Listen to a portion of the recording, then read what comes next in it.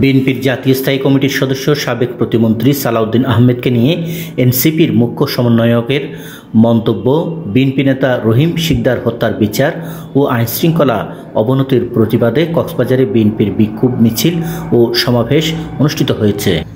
রবিবার বিকেলে কক্সবাজার শহরের কেন্দ্রীয় শহীদ মিনারে প্রথমে প্রতিবাদ সমাবেশ অনুষ্ঠিত হয়।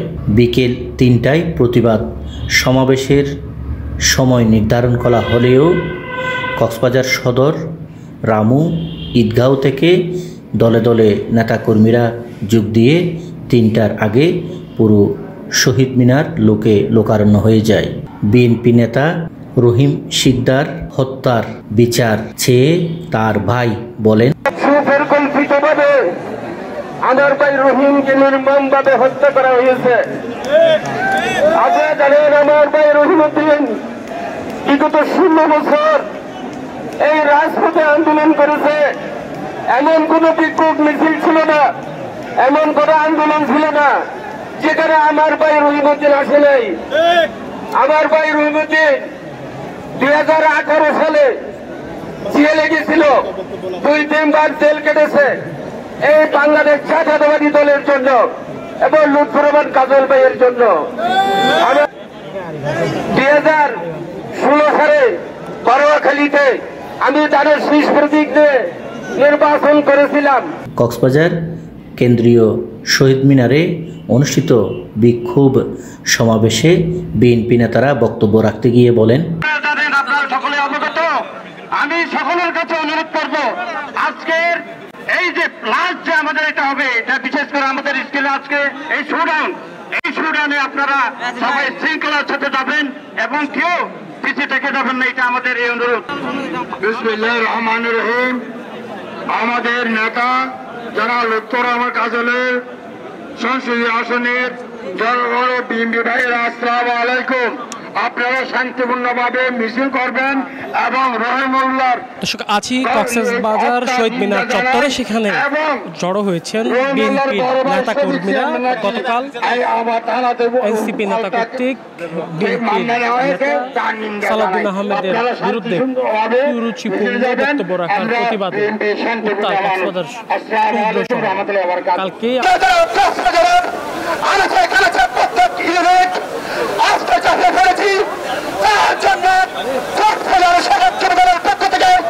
আপনাদেরকে অভিনন্দন জানাচ্ছি।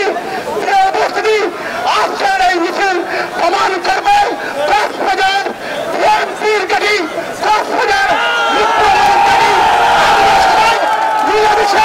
সবাই মিলে মিছিলে শরীক হবে, সে বহন করলে আমার বক্তব্য শেষ করছি। কক্সবাজার সদর রামু ঈদগাঁও বিএনপির আয়োজনে এই বিক্ষোভ মিছিল ও প্রতিবাদ সমাবেশ অনুষ্ঠিত হয়। সমাবেশের প্রধান অতিথি সাবেক সংসদ সদস্য বিএনপির কেন্দ্রীয় মৎস্যজীবী বিষয়ক সম্পাদক লুৎফর রহমান কাজল বলেন, আপনারা জানেন রহিম শিকদারকে নির্মমভাবে হত্যা করা হয়েছে।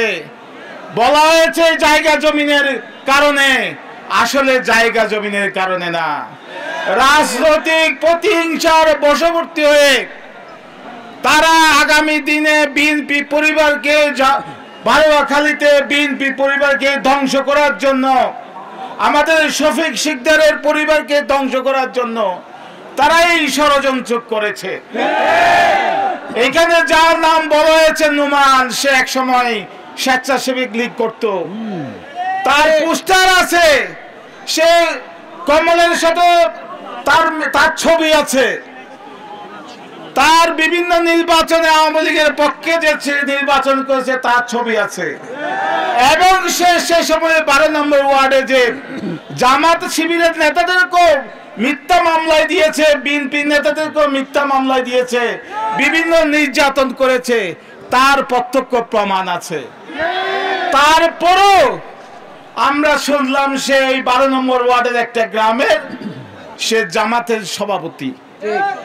আমি আশ্চর্য লাগে, এরকম একটা ভালো সংগঠনের সভাপতি কেন একজন সন্ত্রাসী হয়, যার বিরুদ্ধে আগে অনেক মামলা মোকদ্দমা ছিল। আমরা বিএনপি যখন কোনো কারোর বিরুদ্ধে অভিযোগ আছে তাদেরকে শোকজ নোটিশ দিই, আমরা যদি এটা সত্য প্রমাণিত হয় আমরা তাকে বহিষ্কার করি। আজ পর্যন্ত জামাতে ইসলামী ভাইয়েরা বলে যে সে তাদের লোক না, অথচ পত্রপত্রিকায় ফেসবুকে প্রমাণ আছে। তারা পারত যে তাকে তারপরে পার্টি থেকে বহিষ্কার করে কলঙ্ক মুক্ত হতে পারত, কিন্তু তারা সেই কলঙ্ক মুক্ত হয় নাই। আপনারা দেখবেন, ইদানিং লক্ষ্য করবেন, সেই সময় যারা হাইব্রিড আওয়ামী লীগ করতো, চাঁদাবাজি করতো, তারাই এখন ব্যানার পাল্টে এখন জামাতের দলে ঢুকে গেছে, নাম দিয়েছে শ্রমিক কল্যাণ ফেডারেশন। আমার জামাত ভাইরা, আনোয়ারি ভাই, ফারুক ভাইয়ের কাছে আবেদন, শ্রমিক কল্যাণ ফেডারেশনের যারা অন্তর্ভুক্ত হয়েছে তাদের নাম আপনারা পত্র পত্রিকায় প্রকাশ করুন। এরা কারা আপনাদের এখানে অংশগ্রহণ করেছে? ভাইয়ের আমার, আরেকটা হলো কি, কুরুচিপূর্ণ বক্তব্য দিচ্ছে। আপনি দেখেন, এই যে এনসিপির আমাদের এই মিটিং ছিল গতকাল শনিবার, এই মিটিং আমরা ডিক্লেয়ার করেছিলাম শনিবার গতকালকে আমাদের এই মিটিং হওয়ার কথা ছিল। আমরা শুনলাম যে শনিবারে এনসিপি আমাদের ছেলেরাই বলবো, আমাদের ছেলেরা এনসিপি নাগরিক পার্টি তারা পথযাত্রা দিয়েছে। আমরা সুজন্যতাবোধের কারণে তারা ঢাকা থেকে আসবে আমাদের অতিথি, আমরা সেটা পাল্টে আজকে দিয়েছি। তো বক্তৃতায় দাঁড়িয়ে আমাদের নেতা, জাতীয় নেতা সালাউদ্দিন ভাই সম্পর্কে কুরুচিপূর্ণ কথা বলেছেন। আমরা এটা তীব্র নিন্দা জানাই এবং যে বক্তব্য দিয়েছে তাকে এই বক্তব্য প্রত্যাহার করার জন্য আহ্বান জানাই। তাহলে যদি আপনি ভবিষ্যতে কক্সবাজারে আসেন, তাইলে যে কোনো অনাকিন্ত পরিস্থিতি হলে আমরা এটার জন্য দায়ী থাকবো না। সংগ্রামী ভাইয়েরা, এই যে বিএনপি যে একটা উদার গণতান্ত্রিক দল, আপনারা দেখেন যে তারা এই কুরুচিপূর্ণ বক্তব্য দিয়েছে। চকরিয়াতে তারা যেতে পারছে না, রাস্তার দুই পাশে মানুষ হয়ে গেল তার প্রতিবাদে। সালাউদ্দিন সাহেব, আমরা এখান থেকে মনিটরিং করে তাদের উপর যাতে আঘাত না আসে, তারা যাতে বেইজ্জতি না হয়, অসম্মানী না হয়, আমরা তাদেরকে যাওয়ার ব্যবস্থা করে দিলাম। এইটাই বিএনপি। আপনারা জানেন, সোহরাওয়ার্দী উদ্যানে একটা বিশাল সমাবেশ হয়েছে, ওইখানে 4 আনা পার্টি, 10 আনা পার্টি, সব পার্টিকে দাওয়াত দিয়েছে। যারা ওই যে জুলাই যারা আপনার স্বৈরাচার বিরোধী আন্দোলনের শরীক ছিল তাদেরকেও দাওয়াত দিয়েছে, আর যারা স্বৈরাচারের পক্ষে ছিল, নির্বাচন করেছে, তাদেরকেও দাওয়াত দিয়েছে। কিন্তু দুর্ভাগ্য আমরা দাওয়াত পাই নাই। কিন্তু আমরা কি করেছি, ডক্টর শফিকুর রহমান তিনি অসুস্থ হয়েছেন, প্রথম দেখতে গিয়েছে কে, আমাদের তারেক রহমানের নির্দেশে, আমাদের দেশনেত্রী খালেদা জিয়ার নির্দেশে প্রথম ডক্টর শফিকুর রহমানকে হাসপাতালে দেখতে গিয়েছে আমাদের মির্জা ফখরুল ইসলাম আলমগীর, আমাদের মহাসচিব এবং ডক্টর মঈন খান আমাদের স্টেডিং কমিটির মেম্বার। তাদের সাথে আমাদের পার্থক্য দেখেন। সংগ্রামী ভাইরা, বাংলাদেশে ফেসিবাদের বাংলা হলো কি জানেন? একনায়কতন্ত্র। ফেসিবাদের বাংলা কি জানেন?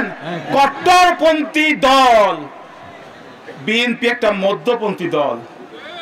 বিএনপি যদি হেরে যায়, বাংলাদেশ হেরে যাবে। এখন একমাত্র মধ্যপন্থী দল বিএনপি আছে। কট্টরপন্থী দল যদি ক্ষমতায় যায়, তাহলে দেখবেন বাংলাদেশের অবস্থা তালেবানদের মতো হয়ে যাবে। বাংলাদেশের অবস্থা আন্তর্জাতিকভাবে আমরা বিচ্ছিন্ন হয়ে যাব।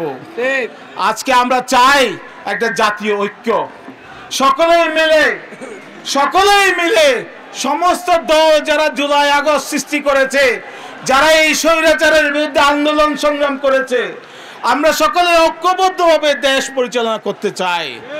আজকে বলা হচ্ছে পিআর পদ্ধতি। পিআর পদ্ধতি কি আপনারা জানেন? জানেন পিআর পদ্ধতি কি? আপনারা আইডিয়া আছে পিআর পদ্ধতি কি? আপনি এখানে ভোট দেবেন মার্কাকে, আপনার নেতাকে আপনি জানবেন না। এখানে হয়তো নেতা দিতে পারে ঢাকা থেকে, এইখানে হয়তো নেতা দিতে পারে আপনার বরিশাল থেকে, এখানে আপনি ভোট দেবেন, কিন্তু এখানকার নেতা হতে পারবে না। এইটাই হইলো পিয়ার পদ্ধতি। এই পিয়ার পদ্ধতির একটা সবচেয়ে খারাপ গুণ হলো সব সময় ঝুলন্ত পার্লামেন্ট থাকে। আপনি যদি 49% ভোট পান, বাংলাদেশে হাইয়েস্ট ভোট পেয়েছে 49% পেয়ে 70 সালে শেখ মুজিবুর রহমান প্রায় 99% সিট পেয়েছিল। 49% পেয়ে আওয়ামী লীগ ক্ষমতায় গিয়েছিল, 43% 36% দিয়ে সরকার গঠন করতে পারে। এখানে 51% ভোট পেতে হবে 151 সিট পাইতে হইলে। আর যদি যে সারা বাংলাদেশে 1 লাখ ভোট পায়, 3 লাখ ভোট পায়, 1 লাখ ভোট পায়, সে একটা সিট পাবে। এইরকমই পিয়ার পদ্ধতির হিসাব। তাহলে সব সময় ঝুলন্ত পার্লামেন্ট থাকবে এবং সব সময় গণতন্ত্র ব্যাহত হওয়ার একটা কর্মকাণ্ড থাকবে। সংগ্রামী ভাইয়েরা, আমরা জাতীয়তাবাদী দল, যেমন ভালো ছাত্ররা জানে পরীক্ষা দিলে সে ফার্স্ট ক্লাস পাবে, আর খারাপ ছাত্ররা পরীক্ষা দিতে চায় না, আন্দোলন সংগ্রাম করে স্কুলে যাতে পরীক্ষা না হয়। পৌর বিএনপির সভাপতি আলহাজ রফিকুল হুদা চৌধুরীর সভাপতিত্বে সমাবেশে বক্তব্য রাখেন কক্সবাজার সদর বিএনপির সভাপতি সুবেদার আব্দুল মাহবুব, রামু বিএনপির সভাপতি মুক্তার আহমদ, ঈদগাহ বিএনপির সভাপতি আবুল কালাম চেয়ারম্যান, কক্সবাজার পৌর বিএনপির সাধারণ সম্পাদক আবুল কাশেম, সদর বিএনপির সদস্য সচিব প্রয়াত সৈয়দ নূর সৌদাগর, পৌর যুবদলের আহ্বায়ক আজিজুল হক সুহেল, স্বেচ্ছাসেবক দলের সদস্য সচিব সরওয়ার রোমন।